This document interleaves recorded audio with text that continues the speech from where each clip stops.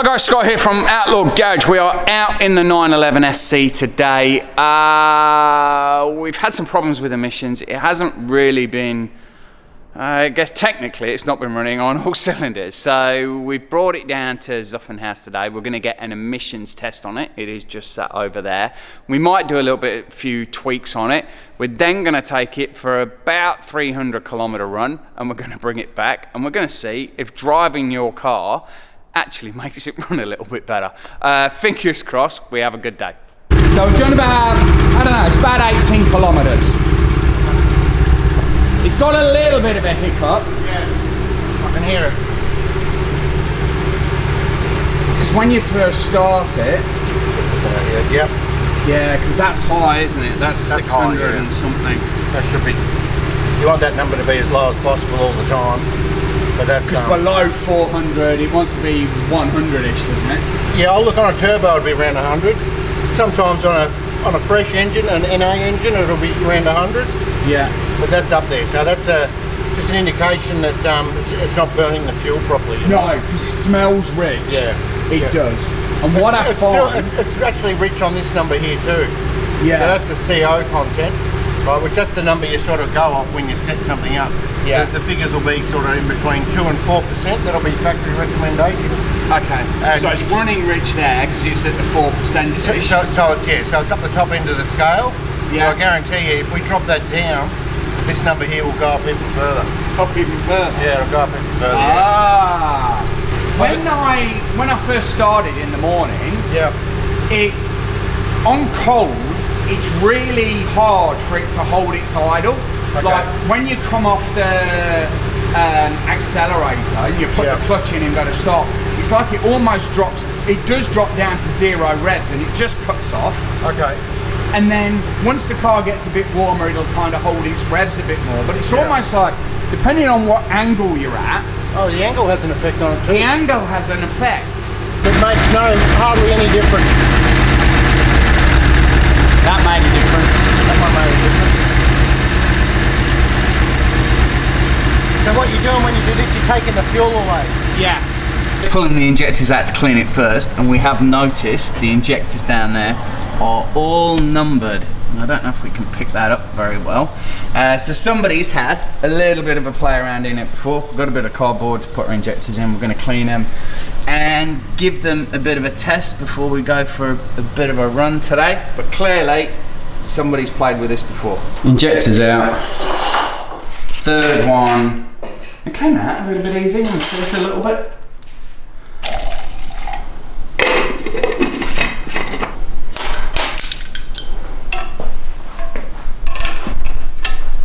I've never seen that. You watched the spray pattern when we first started. That's pretty much how the injector's operating. At around idle. Literally, you hear them get clean and you see them get clean. You start seeing. That's much better now. When I go slowly, that's when you want to have a look. Because at idle before, it was almost like a tap turned on. Yeah, well you'll see with the next one, when you first start them off, it'll just be jetting out. Yeah, which isn't gonna... No, well you don't have very good atomization and it's not gonna... Ignite. So see here now, Scott, on the gauge. So I'm building up the pressure in that line there, one here. And when the injector actually breaks off and starts to work, that's what we want to note down. And how it breaks off. So see it's holding pressure there? Yeah, at 3. I'll back this off a little further. There we go. That's what it's supposed to do. So it comes up to about 3.2. Yeah. And breaks off to 2.7 thereabouts. Yeah. This one's a little bit of a dribbler. That's a bit of a dribbler. That did have a little bit of it. See that one there? Yeah. This one's not breaking off the same as the rest. That's number 5.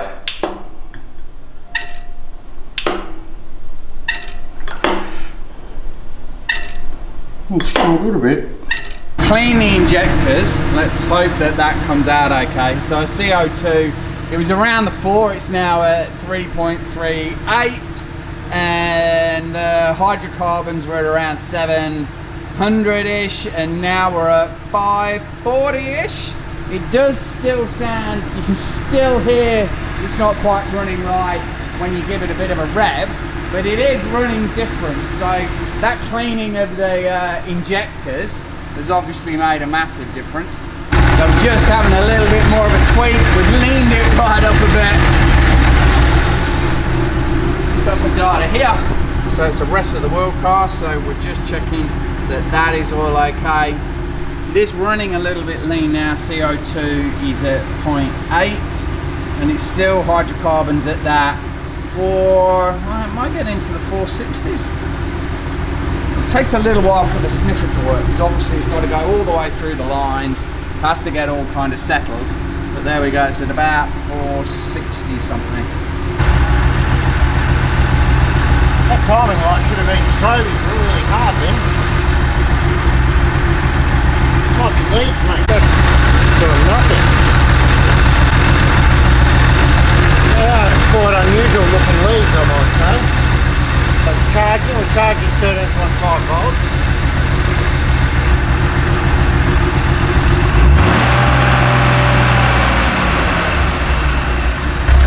That timing was shockingly bad. Oh, let's see, it might have made everything worse. It might be all set up there so it runs as good as it does. It did go to a 2 a minute ago. Yeah, no, it'll come down now.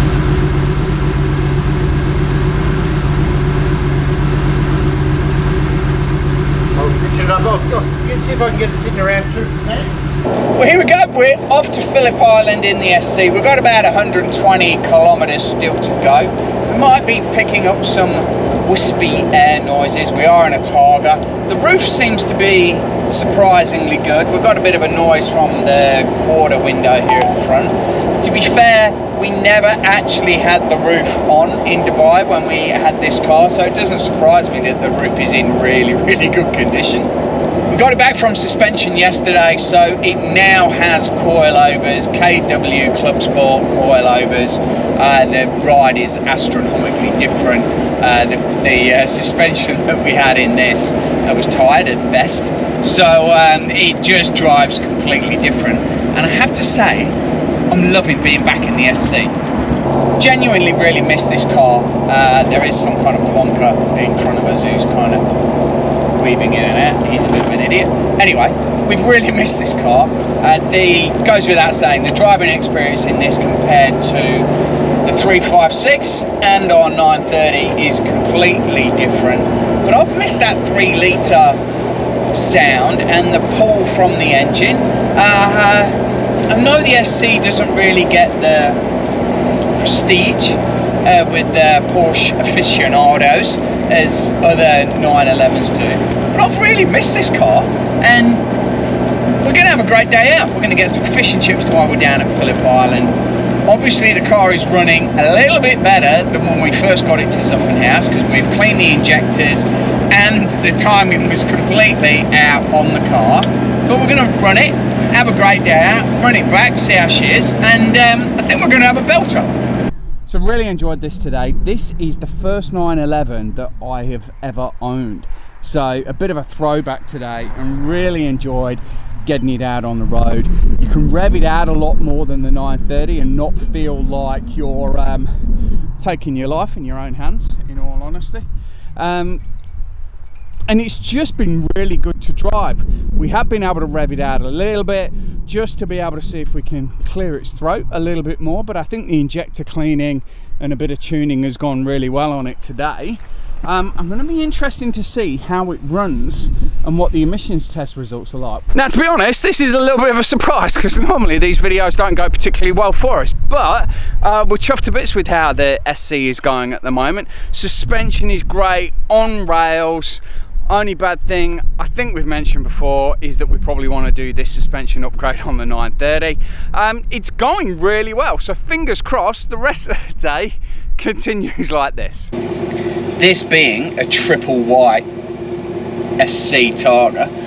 So white dials, white car, white wheels. Always feels like you should get a little bit more dressed up in it. So we're about 8 minutes away from Zuffenhaus for our final emissions test of the day. We've hit traffic in Melbourne. It is hot. I've got the window up just now so that we can at least talk on here. I guess this is the part of the video that we should start to take bets. We had our hydrocarbons at 800, 830, 850 when we first arrived at Zuffenhaus this morning. We got down to about high 300s, I think it was, before we left. And we're going to go back and test it now. We've done 300-ish kilometers. We've revved it out just a little bit, and we've done a good amount of driving. So place your bets now. Let's see how well this goes.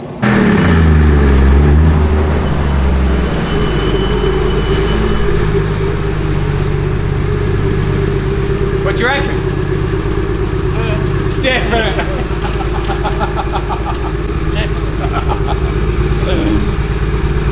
Alright, so third emissions test today. Here's the printouts from earlier. CO2 3.96, hydrocarbons 825. The second one we had CO2 2.39%, and the hydrocarbons were 347. So it is rich here. It's gone 5%, and I thought it was rich on the way back. You could kind of tell it was a bit fumey.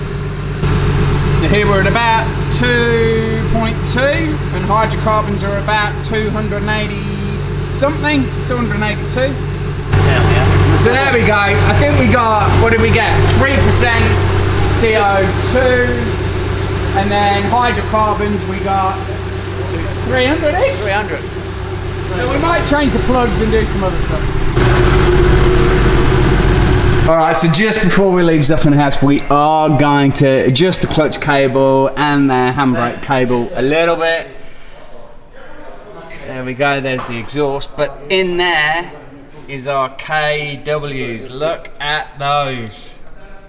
A vast improvement in the emissions, 800 back down to 300, so we're feeling a lot happier about that. Adjusted the clutch cable, adjusted the handbrake. We're fixing an oil leak right now, and we're off to do the next job with the 911. So stay tuned, please give the video a big thumbs up. We've had a cracking day out, and we will see you later. See you guys, bye.